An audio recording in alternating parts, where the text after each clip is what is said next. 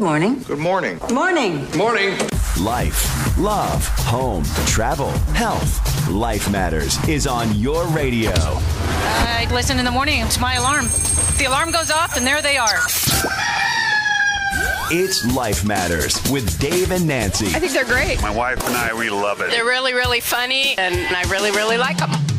Life Matters, sponsored in part by Delavan Automotive and Tire Center on your radio. On air, online. Lake 96.1. Welcome to the show. Here we go.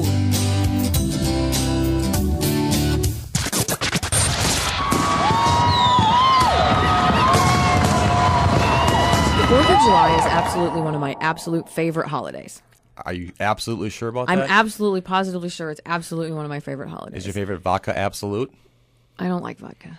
I'm not a big vodka drinker. It's the only thing I could think of with the term absolute in the title. It's just so it's just so celebratory. It's summer, and it's family, and it's nation, and it's patriotism, and it's just all of it. It's fireworks, it's food, it's fun, it's summer. Well, and actually, it's finally summer here. Mine's the illegal aliens. It's the one holiday that literally everyone can take part in. Right.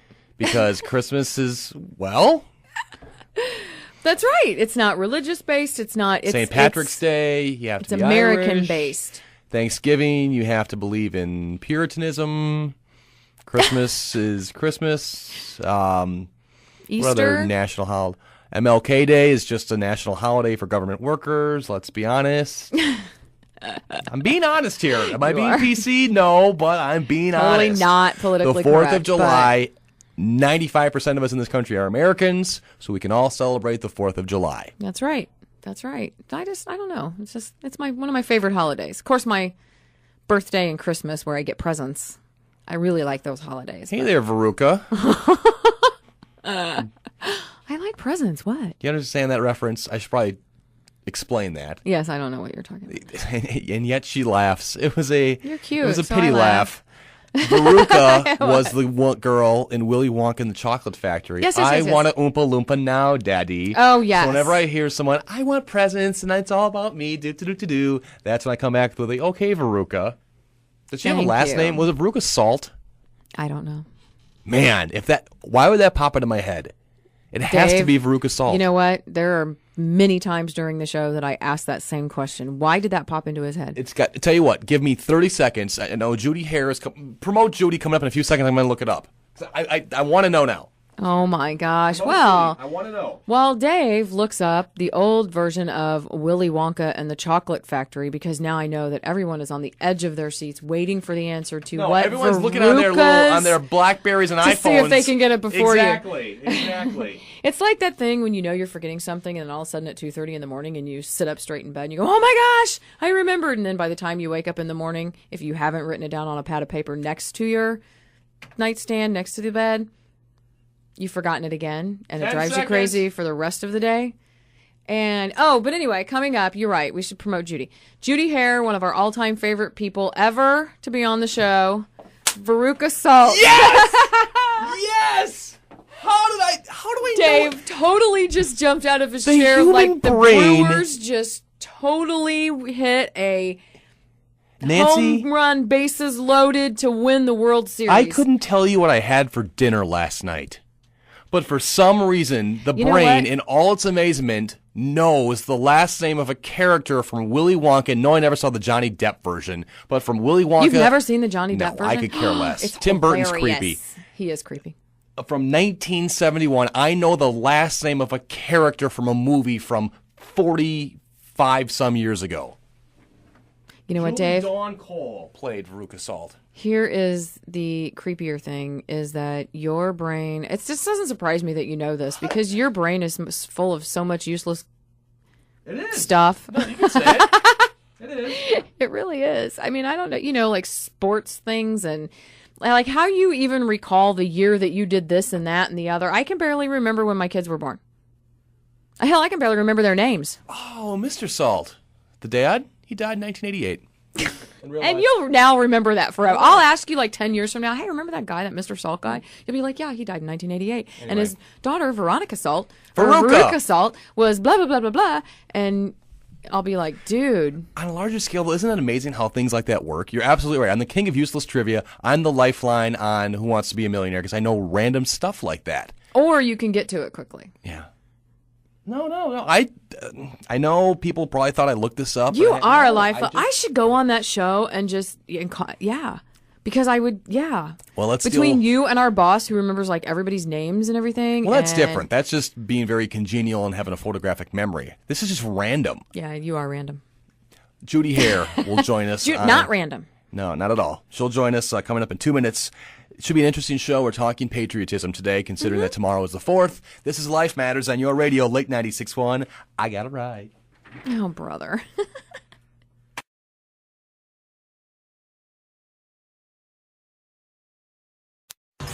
Life Matters is on your radio, Lake 96.1. Your radio, on air, online, Lake 96.1. Let's see, quick math. We turn 224 plus 11, 235 years old tomorrow. Yes, my brother actually turned 35. Right? No, that's not right. Yeah. Is that right? That's right. Yeah, because my brother's 35th birth. My brother was born July 1st, 1976, and he turned 35.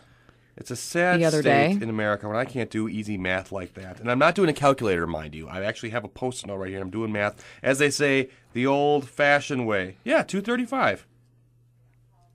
Yep, 235. I'm so much more confident in your ability now that I see you can actually do basic math. Well, that's good. I remember when calculators, the big ones, not the little ones on the computers or on the phones, when I was in elementary school in the 80s. Those were called adding machines. Starting to come out. And it was very difficult for teachers to teach basic mathematics, multiplication, division, because us kids, even at 4th, 5th grade, we had these little calculators. Like, why are you teaching us this? We can just look it up right here. And we weren't trying to be lazy. We just had this new and improved, easy way to do things. That's a good point. Why are you teaching us the old-fashioned way? That's a good point. I mean, you're taking your time and you're teaching your kids something that really are they going to use anymore? I mean, when do you not have, except for like just 2 seconds ago, when do you not have some kind of electronic device and at your fingertips nowadays that you can use? So can we teach them something more advanced? And the only reason why I used the Post-it note was because the computer is too far over and I didn't want to get off the microphone to actually use the calculator. Right. So I had to do it on a Post-it note. God forbid you should do it in your head. I did. But you did it right in your head. I figured yes. it out. Just double Judy check. Hehr joins us before you hear another voice. It's always nice to know who it is. Judy's been on the last... this is your third show now with us. Yes, Good morning. it is. Yes, thank you. Happy 4th of July to you as well. Happy 4th of July, 235 years old. Right. Take That's that, how Great old I Britain. feel. Didn't think we'd make it, did ya? That little revolution didn't turn out so well for you. Gosh. Do you have a tradition at your household, Judy? 4th of July tradition? I don't mean from a patriotic sense, but just family comes over and you barbecue. I know it's very basic. Or you see the fireworks on the 4th or whatever it may be. That is exactly what we do. We sit on the pier, we watch the fireworks. I feel like we have, front row seats with the privilege of being on the lake. Which lake? We are on Lake Geneva. Excellent. Yeah, I live in Fontana. Right. And so every year I know my husband is so eager to be the one chosen to light the fireworks. I mean, that would be his dream. I think every man loves that whole thing about... They're all pyromaniacs. Yes. All of them. Absolutely They love fire. not. Absolutely You're not? Wednesday night, I went to the opening night of Summerfest. You were there. I met up. We didn't go together. Okay, let's not get rumors started. We took our spouses. Yeah. My soon-to-be spouse. And the Big Bang is always the opening night of Summerfest. And as we were walking out, because I'm a subscriber to the Ale Theory, always leave early when it comes to... anytime there's a crowd of over 30,000 people, I don't want to be stuck in it. Let me tell you something, dude. You missed it because Ty and I found primo vantage point to watch those fireworks because you guys took off. Well, we didn't take off. We were walking around the Summerfest grounds. And you subscribed to the Ale Theory. And well, we were walking out. I never out. heard that before. The Ale Theory, always leave early. But as we're on the grounds watching the fireworks, I was telling Angela how I don't like loud noises. I don't like to be startled. That's why I don't like scary movies. Right. That's why I don't like surprise parties. We can't pop balloons here in this office. He's afraid. I'm telling you, when I was a kid, I remember this vividly. I grew up in Franklin, which is in Milwaukee County, Hales Corners, Muskego area. Right. And my mom, I remember this like it was yesterday, took me and my sister to a 4th of July fireworks at where the water tower is in Franklin by the library. And we had an old station wagon. And I was so petrified by the fireworks. I must have been 4 or 5 years old. Not so much the colors, but just the loud noises. I sat in the back of the station wagon because the noises were scaring me. And ever since then, Earplugs. I don't like loud That's what I was noises. thinking. Yeah. That we need to get you earplugs. And it wasn't until maybe Headphones. 2002 when I lived in Green Bay when I went to see the Bay Park or Bay, whatever it is, their big festival, their fireworks, that I do not go see fireworks. I'm not a fan. It's nice, it's patriotic, I get it. It's taken me a long time I don't want to say get over it because that sounds very childish almost. No, get over it. It's a noise. They're not shooting at you. So I'm not a fan of fireworks because of, I think, maybe that one time when one maybe scared me and I don't remember it and I just, whoa! Same thing That's how with I feel balloons. about the dentist. Well, that's a whole other ball of wax right there. But is there something to that? Judy, again, for those who don't know, what do you do? What is your profession, as they say? I am called an inspirational and motivational speaker. So can you help me with my fear of fireworks? Absolutely not. Because here's the deal about fear. Fear's acronym is false evidence appearing real. And to you, that's very real. And Because so, it happened, though. Yeah. Would it be wrong if, though, I thought I was... Because I think we talked about this one of the times you're here. I had a fear of roller coasters as a kid, but I never ridden one. So is it okay to be afraid of something you've never experienced? Because it's all Absolutely. mental? Yes. However, it does say in Scripture, because I'm all about referring to that, 365 times, do not be afraid. So Right. there must be, you're not the only one who's feeling fear or afraid of something, anything. And I think it always has to do with our experience, past Right. experience. It comes from somewhere. So can I help you get over that? Probably not. Sorry. I can help you get over it. But Get over Nancy's it? just going to Earplugs. tell you to get over it. Yeah. I like the earplug theory. I love that. Well, and that's the thing. You said you wanted to be up, on the pier, or this all started with your husband lighting to- off the fireworks. You'll never find me on that island where they light off fireworks and in a hot air balloon. Yeah. You don't like heights either? Or you No. just don't like the theory of balloon? I don't like the fact that a piece of cloth, the diameter of a fingernail, is all that's keeping me up in the air and falling to my death. The cloth of the hot air balloon. What's that made out of? Nylon. Well, the whatever. nylon. And how thick is nylon? Well, I don't know. So if a bee, if Bobby Bee is flying around and, oh, look, a pretty color, I will pollinate it. And bam, pops a balloon. That's the end of Dave. That's the end of Dave. We all have these fears. So No what, parachuting you must either? have one. You must have some I kind am of not fear. afraid of anything I don't except the believe you. dentist. I don't believe you. Scary movies. I just don't like scary movies. The dark. I'm not afraid of the dark. Even as a kid? No. Did you have a nightlight? I don't know. do you mean you don't I know? don't now. So When you were a kid, I'm not talking about today. Did you have nightlight or anything when you were a kid? Because I'm not sure, I'm not just saying for you're afraid safety, of the not because I boogeyman. was afraid, but just so I could Well, that's see part to of go it. potty. Part of you it, know, it correlates with safety because when you can't see something, you automatically are afraid of what is the unknown. Hence, why kids are afraid of the dark because they don't know what's out there. What else are you afraid of? I'm not a big fan of heights. I'm okay if I'm on the top of what's it now? The Willis Tower in Chicago. It was the Sears Tower. I forget what it's. Now it's the Bruce Willis Tower. Sweet. No, it's still the Sears Tower. You know what I I'm love referring that to? That's the Sears Tower. If I'm on the top of the Sears Tower in the building, I'm fine. I'm totally cool. Now, if you put me out on a ledge, overlooking it where there's nothing below me. That glass, don't they have that glass They thing do. around it I so won't you go would out not there. go out there? No. I'm not sure I would either. Just because it's not because I'm afraid. I think I would just get like dizzy and I'm not sure if Are you I afraid would. of flying, Oh God, no. Judy? Oh, can I tell you? Anybody who knows me, who might be listening right now, knows that is my thing. Flying. Airplanes. You're Airplanes. afraid of it? 747s So you or wouldn't little jump out of one. propeller. You know what I have? I just have an overwhelming fear, and I know that it comes from not being in control. And I sit there with my rosary and my Bible and draped with holy water, and most people walk by All and right, say, no like, vampires about that will be near faith ya." that clearly you don't have. Right. And then my kids will say, Mom, like, what's the worst that happens? We go back to where we came from, which is what we were created to do. Right. I'm like, but I'm not ready to do that. So I've got a show on So Sunday. I found a magic pill, and it's called Triazolam. I'm a big fan of it, and Uh-huh. it is the pill. Yeah. Yeah. And it helps me get from point A to point B. And Do you just fall asleep? You know what? I take it before I go to the dentist because I don't really dig that so much. So how often do you fly on a yearly basis, You know on what? average? A couple times. All right, so times it's a year. average. I mean, you're not a business For- traveler, no. but at the same time, you're not doing it once every presidential cycle. The most I can handle is a 3-hour flight. Because? I don't know, because that's just about as far as I've Is gone. it the flight or the takeoff and landing? It is everything about not being in control. Oh. And I've surrendered so many areas of control in my life. This is just one that I really struggle with. Right. So I get better, but I'm like the girl who we walk on the plane as a family. I go left into the cockpit. My family all goes to their seat. I have to do this little mini interview with the pilot and just ask if how Exactly things are what going are your home. credentials, Like, right? if he's got any death wishes, if he drinks too much or has a drug addiction You don't problem. ask that. Swear. And I drape Really? myself in every bit of great jewelry that I have because, like, when I travel alone, I always say, like, some broad's not getting all this really great stuff. But I'm going with it. Yeah.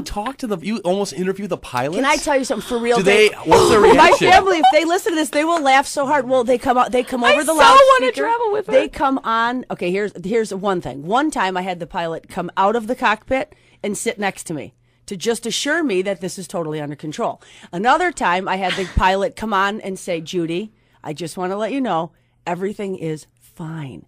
It's going to be a little turbulent, but we have got this under control. Do they And say this that is post others do September this as 11th. well? They let me go in that cockpit. I mean, obviously you're not the only one who has a fear of flying. So have these pilots, in talking with them, mentioned that others come up to them before the flight and almost do the same thing you're doing? Generally, they think they're comedians and say it's my first day flying, or I'm afraid to, or things like that.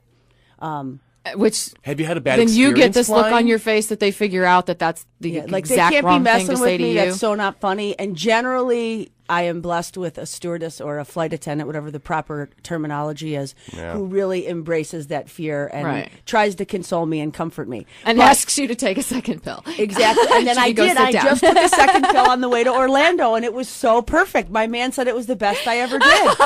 Yeah. But I could clearly not assist you in the event of an emergency. I make it clear to everyone around me that if there's an emergency, I will suck all of you out of this plane. I will not save you. I will save myself. Right. Because I'm so self-serving. So have you had a bad experience? Have you had some bad turbulence? Have you been the I wings did. struck by lightning? I did, and I don't know if that's. I mean, my man says that's what it is. That time we were going to Vegas and the plane dropped, and I don't know. And maybe since I had kids, that had something to do with it. When we're all flying together, I have a different level of comfort. Like, then we're all going. Do you know? I just don't dig it. I don't dig it at all. My husband's a pilot, and I just don't have. I mean, that's what he went to college for, and he can fly all these different. He's got all these different ratings and stuff, and so.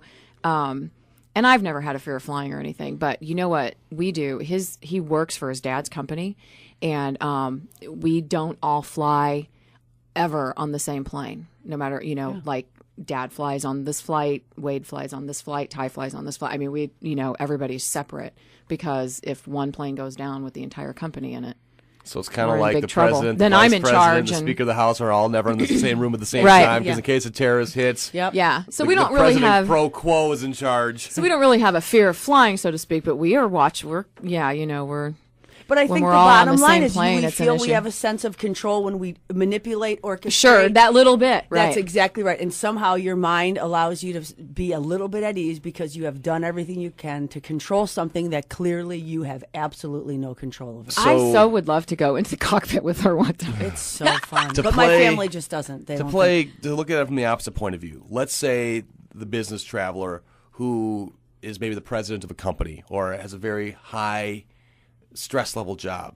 Do they then, in theory, almost enjoy flying because for those 3 hours or 4 hours, whatever long They're that flight not is, in control? They're not in Sure. control. Yeah, maybe they have their BlackBerry and they're doing some work on the computer, but on the flip side, they're just sitting in a seat and there's nothing anybody can do about it. Yep. I've talked to many that- people who is there think a that's truth to that, insane. or- Sure.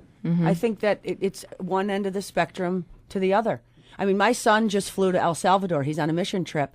And the first thing I said was, how was the flight? And he goes, you would not have liked it at all. But, I mean, but they have grown to accept it is what it is. Like, I mean, this is just my fear. It's as silly as your firework thing. But here's the deal. Does it make you any less patriotic if you're not about fireworks? Or No, of course I don't not. think so either. I just don't like loud noises. Yeah. If there could be, if I could watch the fireworks on television with mute, I'm golden. Oh, cool. Okay. Big screen TV, just no, none of that, just the colors. Yeah. Although I'm not also, when it comes to fireworks, and Nancy and I chatted about this on Wednesday night at Summerfest, I don't like how they blow all of them off at once at the end. I want to enjoy it. The grand finale. It's almost like That fireworks on did you miss steroids. the grand? Did you No, see no, it I at saw all? the whole thing. Okay, I saw the whole thing. because I got to tell you, I've never seen the Summerfest kickoff fireworks. I've never seen them before, but I understand that it was way bigger and better this year than it has been. Just I don't know if they're celebrating. Yeah, you always judge them as based on better than last year or worse. We do, and it was phenomenal. I thought it was absolutely. I mean, there were really no pauses. I mean, it was long, and like the last 5 or 6 minutes, I just kept going, oh, and clapping just the whole time. I'm sure that alcohol had a lot to do with that. That's what we call an ARI, an alcohol-related incident, unlike your always leave early ALI. I could have given her a shiny quarter and she would have been entertained. I had to be at work earlier than him on Thursday morning, so I wasn't, we all both had a couple beers, enjoyed the time. It was nice weather for the first time since June of 2008. Right. So. But it was phenomenal. It was spectacular. It was a good kickoff to the July. I mean, it does. I think that it just makes people feel patriotic, and I think it just... it just gets everybody in the mood to have a good, wholesome July 4th celebration for this country. But we're so quick to judge the fireworks as better or for worse. Yeah. Do we do that as patriots? Do we say, do I have a greater love for and a greater devotion to my country this year versus last year? That doesn't even come on people's radar. No, yeah. Right. There were a lot of fireworks last night. I'm sure there'll be more. Well, there are more tonight in the area as well as tomorrow night. Judy, you touched on how patriotic are you because you enjoy fireworks. Can we expand on it a little bit? Absolutely. Let's take a break. When we come back, the 4th of July is tomorrow. I think it's a good opportunity because we've heard, especially over the last 8 years or so when we got involved, we being the U.S. military in Afghanistan and Iraq, you're not a patriot if you don't support this, or you are a patriot if you support that, which leads us to wonder, what does it mean to be a patriot as an American? How are you patriotic? Just because you stand up and say the Pledge of Allegiance at the beginning of a baseball game, does that make you patriotic? Right. If you're happy when we win the gold medal at the Olympics, does that make you patriotic? Well, that's the same question of just because you go to church does not mean you're a Christian. We'll get into that coming up in 2 minutes. Keep it here. Judy Hehr joins us on Life Matters on your radio, Lake 96.1. Patriotic means having pride in one's country.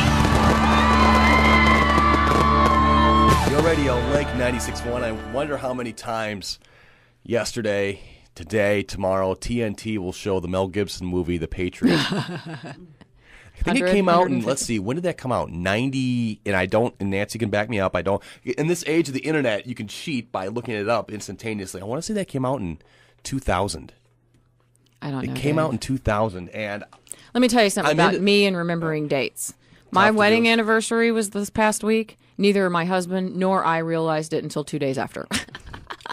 So I couldn't tell you when a Mel Gibson movie came out. I'm pretty sure it was 2000. I'm lucky to remember when my kids were born.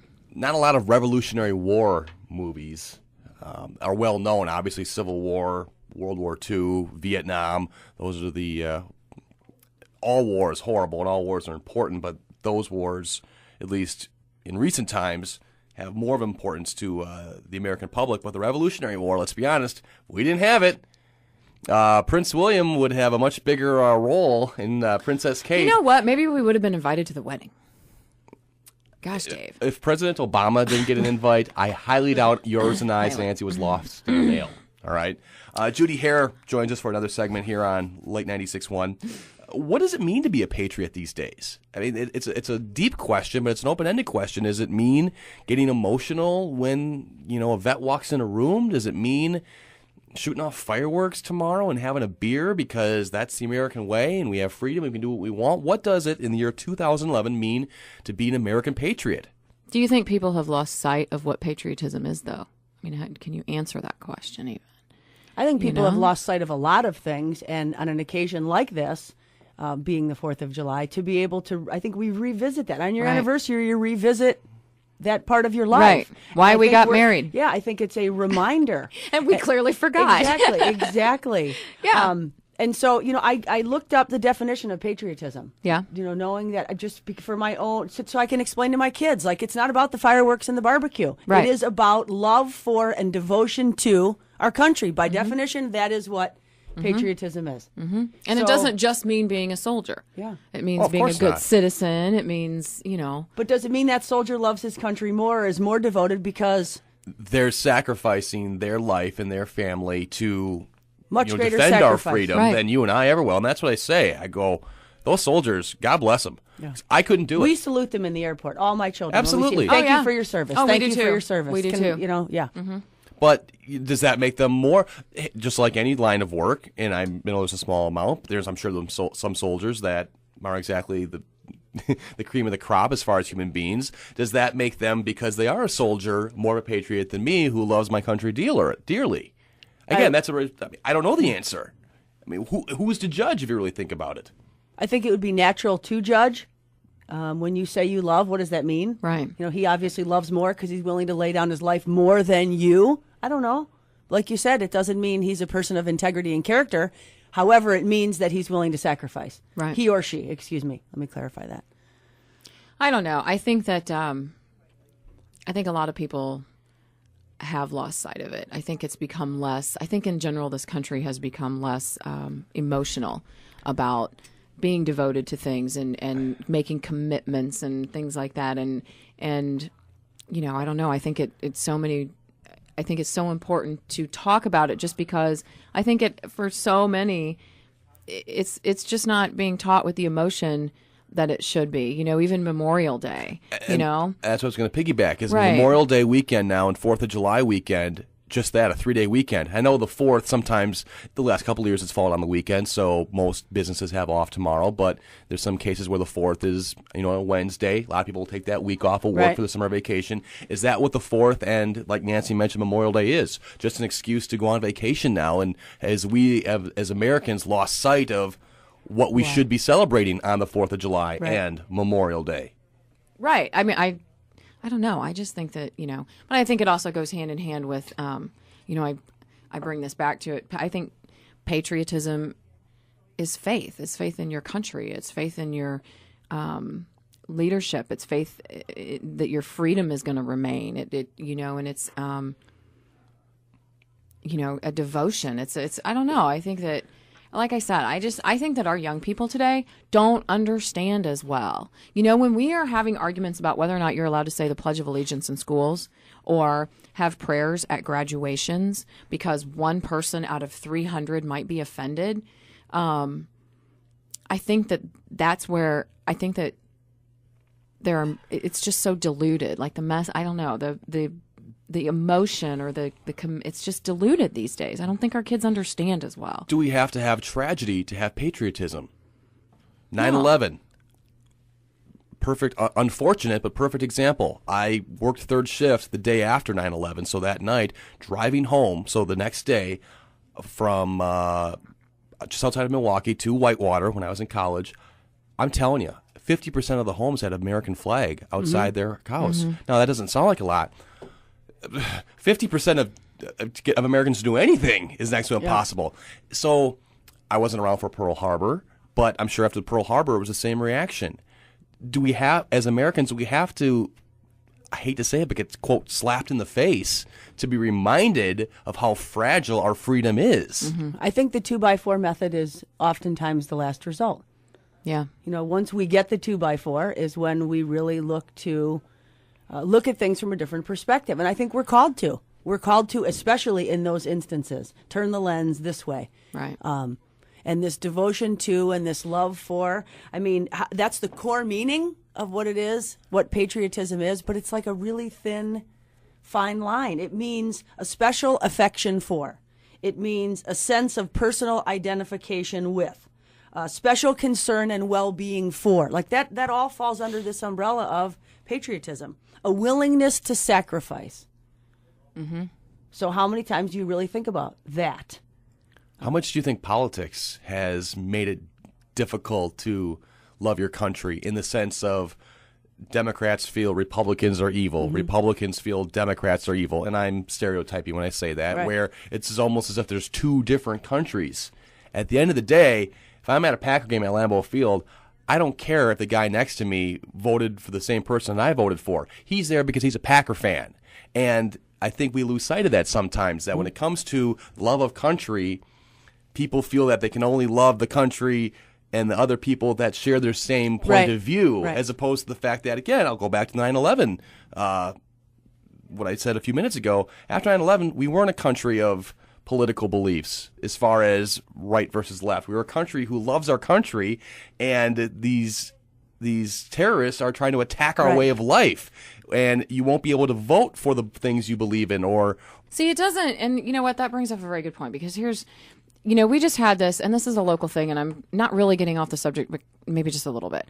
To me, patriotism is the instinct as well to protect your... Defend. Yes. I like the word defend. Okay, defend your country or your, your state or your right or, something like you said, something that you're especially devoted to. Mm-hmm. It's the right, your marriage, whatever. It's, you're a patriot of a cause. You're a patriot of this or that. And this is why I don't understand this. They just passed the voter ID bill, did they not, Dave? Do we now have to show? Well, it's been signed into law. Passed right, so you now have to show an ID proving that you have the right to vote. If you don't have the right to vote in this country and exert, or express your devotion to this country by helping to choose its leadership, if you don't have that right because you're here illegally or you haven't gone through the proper processes to obtain that right, or you've lost it, then you don't get to vote. And I don't understand why that's such a huge controversy. We are just trying to be patriots of our rights. We are trying to defend it and not just allow it to be flung about willy-nilly. Oh, well, okay, you say you are who you are. You've got something that it kind of looks, maybe resembles you, so we're just going to go ahead and... No, that is our right. We have earned it through, wars and I don't understand why people. I never understood why this is such a big deal to protect. If you want to protect something, be a patriot of something, aren't you supposed to go out of your way? Isn't that the whole thing? Right. To go out of your way to protect something that's important to you. Defending without imposing, to me, like Dave had said, because unity is not sameness, and I think we can look. September 11th was the epitome of that. Mm-hmm. We came together as a nation and unified a unified front for our core values and what we believe, but it didn't. Unity is not sameness. Right. So, that's a very good point. To defend without imposing. I mean, I think a lot of times you have the word nationalism crossing over with patriotism, and what's the difference? Right. Nationalism is about power. It's about attaining. It's about using your strength to... Sure. That's in my opinion. Whereas this whole thing of patriotism is defense without imposition. Mm-hmm. I want to make one thing clear. I'm not begrudging anybody who's going out of town or taking a 3-day weekend. Hey, man, seriously, You're supposed to celebrate. Exactly. That's the whole point of it. Just, I would celebrate that we've achieved it. I would just appreciate, from my point of view, and again, I know Memorial Day more so than the 4th of July because that obviously honors our fallen veterans, but just take a moment this weekend, tomorrow, or maybe you already have, to just kind of 30 seconds, not asking a lot. Ladies, how lucky we are that we can pretty much do whatever we want in this country, and we are not kept from going to school and being educated, and we are not prevented, right? And it's not 95 degrees outside like some of these, and it's not that it's wrong, it's just that we have the freedom to choose whether or not we want to do that. And there are countries where you don't have any choices. Believe me, none. This country isn't perfect. No one claims it would be. But on a scale of 1 to 10, in the history of the world, on the perfection scale, the United States of America is pretty high up there, if not number 1. Mm-hmm. So glass being half full as opposed to half empty, just keep that in mind as you celebrate with family and friends that while it's always easy to look at the negatives, at the end of the day, this country has a lot going for it, especially when you compare it to other countries of the world who have been here a lot longer than us. But in people's defense, and I'm all about looking at it, this side of it, this is our normal. Right. Do you know what I'm saying? Like, my son is serving in El Salvador right now, and he is visiting and viewing a whole new normal. Right. I mean, this is a kid who was complaining because the wake on the back of the boat the other day wasn't curling properly. And I said, baby, there'll be no water in El Salvador. Right. Never mind, never mind the back of a boat. But that's his normal. And to try to verbally articulate and get a response from someone, a passionate, purposeful response, because you're telling them how great we have it. I think you got to live it. I think it Right. has to be experiential. Yeah. And you have to see for yourself, experience with all of your senses what another person's normal is before you can even Right. attempt to appreciate it. Yeah. I think there's one thing we can all agree on. Tom Brady is a patriot. He's a football player. I know. Well, there was dead silence for a second. Didn't know if you're... Okay, do I need to explain this one? I'm sure that the people listening could hear us rolling our eyes, Dave. Judy, can you hang for one more segment? Yes, I would love to. Can I? Nowhere to be? Absolutely. We wouldn't have invited you if we didn't want you to. Perfect. Thank you. It's my privilege. We will continue our conversation with Judy Hehr on Life Matters in 2 minutes. Keep it here. Happy 4th of July early. Your radio, Lake 96.1.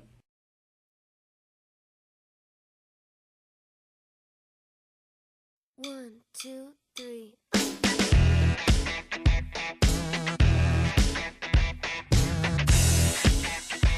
Life Matters with Dave and Nancy is on your radio. Lake 96.1. Named Best Morning Show by the Wisconsin Broadcasters Association.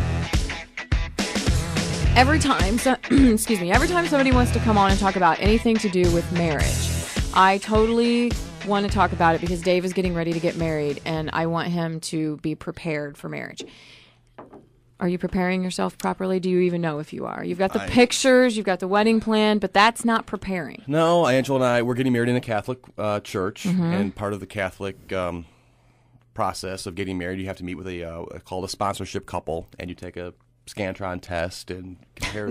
Well, it does. It compares. him. Right. It compares. Did I tell you about this, Judy? No, you did not. I'd love to hear about it. Are you comfortable with sharing the results of your I test? don't care. Why not? Oh God, you got to take hear a this. Scantron test. Judy, you so have to hear this. And we did this maybe a month ago, and it was 156 questions. There's more if one of the people are divorced or if you have children. But neither one of us, if you live together, there's another set of questions. None of those apply to Angela and I, my fiance.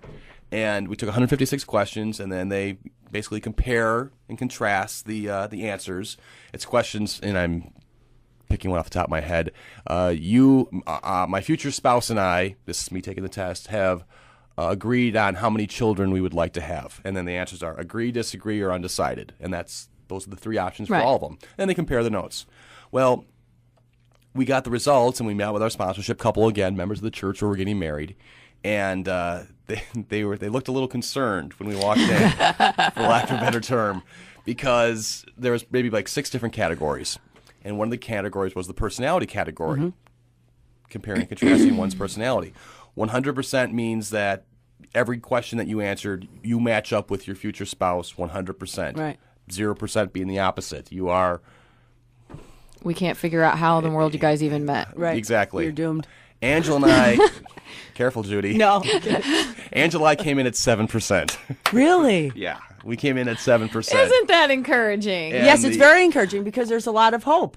For all the yes, know where to go with that, absolutely. right? Well, wouldn't you rather know now? Well, yeah. Because you're going to be talking about that than if you were at a different percentage. I think It's almost like awesome. makes it a challenge. Absolutely. We're going to stay together in spite of that stupid little 7%. Yeah, we thought we had it good, but we can even have it better. Right. Well, If we could get on board with this. I didn't just meet her 3 weeks ago at a bar. In fairness, Right. I've known her. It was I've known 6 her months. for 10 years. We went to college together, and we've been together since January of 2006. When they were in this college, isn't she didn't want to have anything to do with it. No, not a thing. Right. She was the whoop. There it is. I was the opposite of whoop. There it is. See, we're consistent. We're a complete opposite when it comes to everything. But anyway, in the couple and I, and Angela and I chatted for, I don't know, maybe 2 hours or so. And by the end, they're like, okay, we had concerns. We can't actually stop you from being married, but, we Look at these results. Yeah, we feel much better But now. we are called to speak the truth in love, and Exactly. we are very concerned. So Judy, you obviously have thoughts on marriage and the state of marriage today. How much of it has to do with age? How much of it has to do with, like you mentioned originally, Nancy, quote, throwing a party? Because let's be honest, some people do get married just to have one hell of a get-together with family and friends. Well, I'll tell you, when I was thinking about the concept of patriotism, and the words that came up were love and devotion too. And as a patriot, you are you're loving, you're supporting, and you are prepared to serve. That's the definition.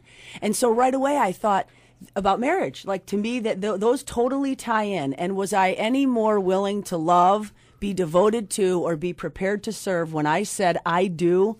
Absolutely not. Right. I mean, my man and I, we always say for better and for worser. Yeah. Because I didn't know, I really did not know what that meant. And for me, I mean, obviously my perspective on marriage, I feel like I have a privileged perspective on marriage.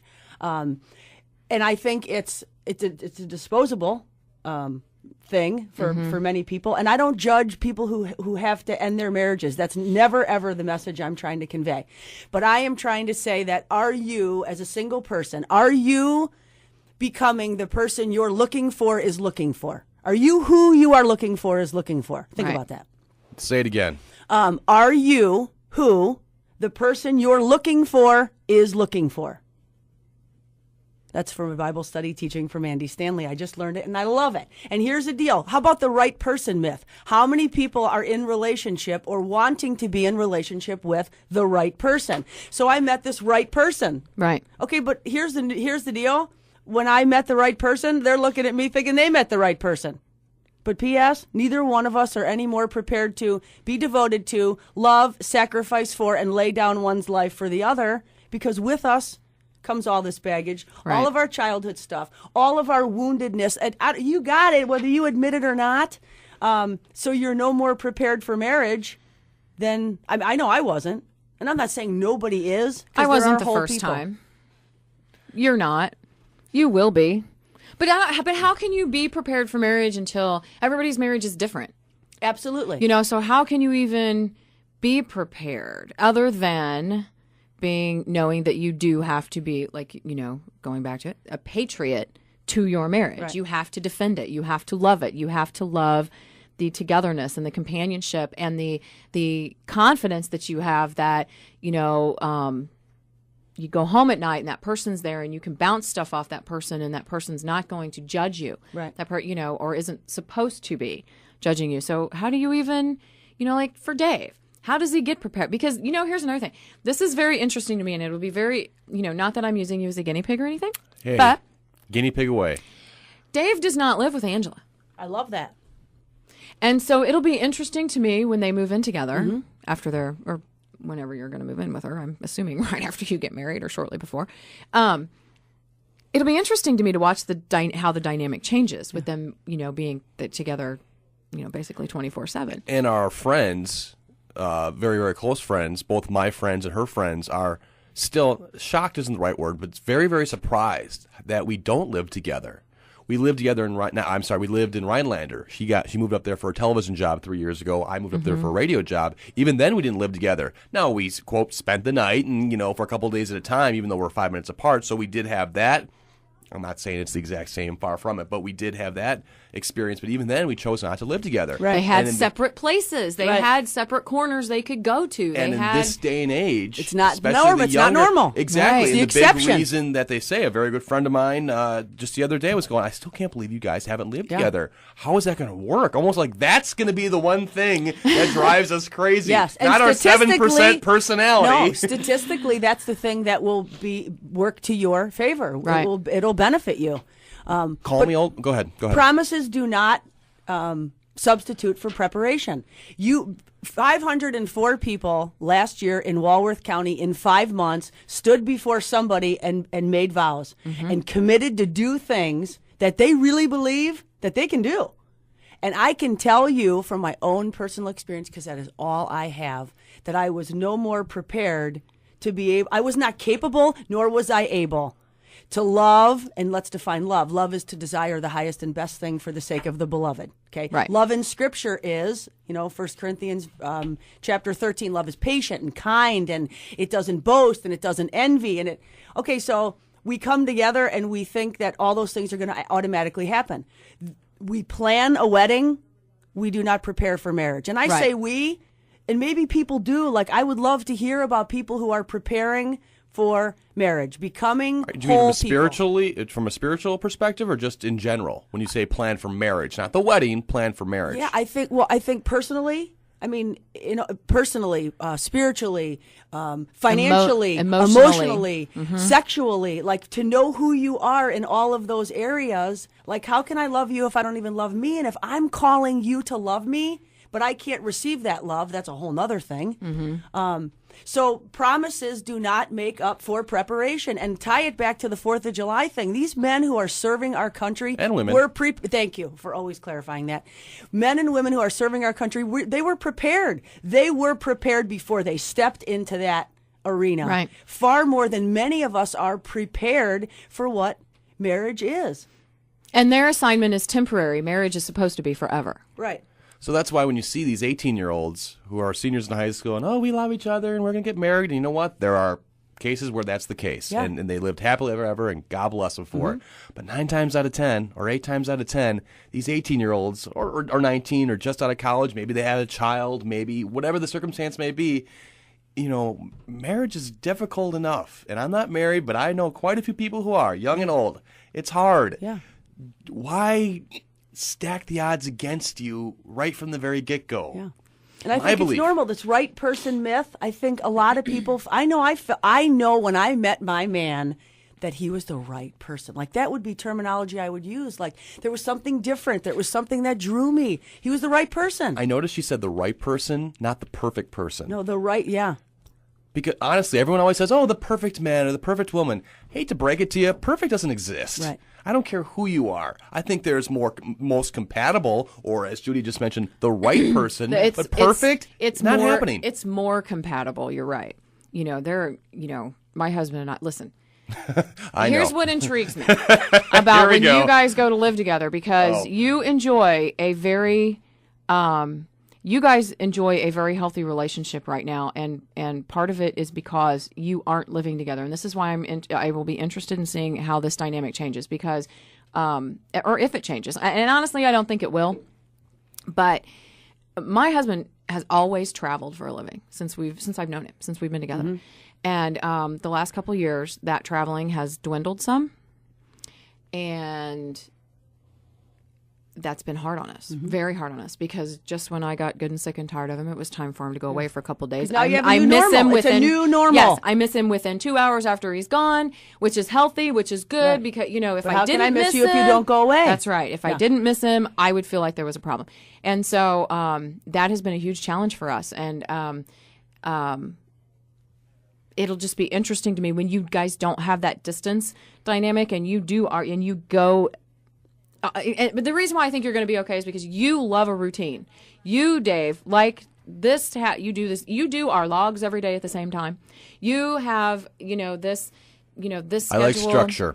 You like structure. I like so structure. I think they'll be okay because she'll be home from work when he gets there, and da-da-da-da-da. And I think that she probably thrives on a little bit of that structure that Dave makes her, and so I think it'll be good. I think they complement each other so well. But it'll just be interesting to see, and when you have children, will be the most interesting thing to see. Because your structure will just be decimated by that child, and that's going to be fun to watch. All right, well, let's talk about a marriage problem. People don't have marriage problems. They have relationship problems. Right. Okay, a marriage problem is who leaves the toothpaste here or there, or who leaves the toilet seat up or down, or whose family, where are we going for this holiday? That's a marriage problem. It's a difference of opinion. People are not going into counseling because of marriage problems. Right. People are going into counseling because they cannot communicate, because they have relationship problems. Mm-hmm. So if I can't say what I mean what I say, always promote your dignity and the highest, best, and good for you. Like, I got to leave you better than I found you every day as your spouse. That has to be my goal. That is a fabulous, say that again. I got to leave you better than I found you. Every day. Every day. So I would, if my man died today, I would want him to be able to say, I am a better man. I am a better father. I am a better person of faith having had you in my life. Because otherwise I haven't done my job. Right. In my opinion, as a wife and a mother and a person of faith. But I cannot promise past my lack. I can make that promise. Think about a runner. Think about a doctor. Think about a soldier. Think about, you prepare. Right. You prepare.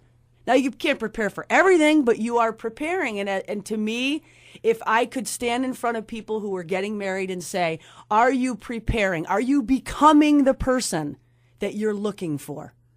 Because if you're becoming that, then you have something to offer that person. What do you bring to the table? Yeah. Right. Because you got to know who you are. That person does not define you. That person brings out, like, the best in you. Right. But if you dissect, the love is patient, love is kind. What's patience? Like, you think you're never going to need patience with someone because, like, you fell in love and you have, like, a song. He leaves the toilet seat up. Isn't that cute? Boy. You know? Right. We have a song. And so run and get Brady. married. We have a Eighth song, grade. and like I was at the mall, and I just happened to run into him. Like, we have this thing, and I was thinking what he was thinking. Like, He come winked on. at me. Listen, I gotta tell, and you know what? Quickly, Nancy. I know it's quickly, but that's such a good point. That is such a good point. And you know what? To get so many more good points, because I know like we're running out of time. So, but go to judyhehr.com. Right? Is that what it is? judyhehr.com. That works. Yes, and because there are things on that website, pieces of information, things just like what you just said. Don't come into a marriage because you want to be taken care of. Come knowing that it is your job to take care of your spouse and leave to them leave better them than better. you found them. And you have to Yes. remember that we see things as we are, not as they are. Right. But I got to tell you, I had a Judy Hehr moment in Walmart the other day.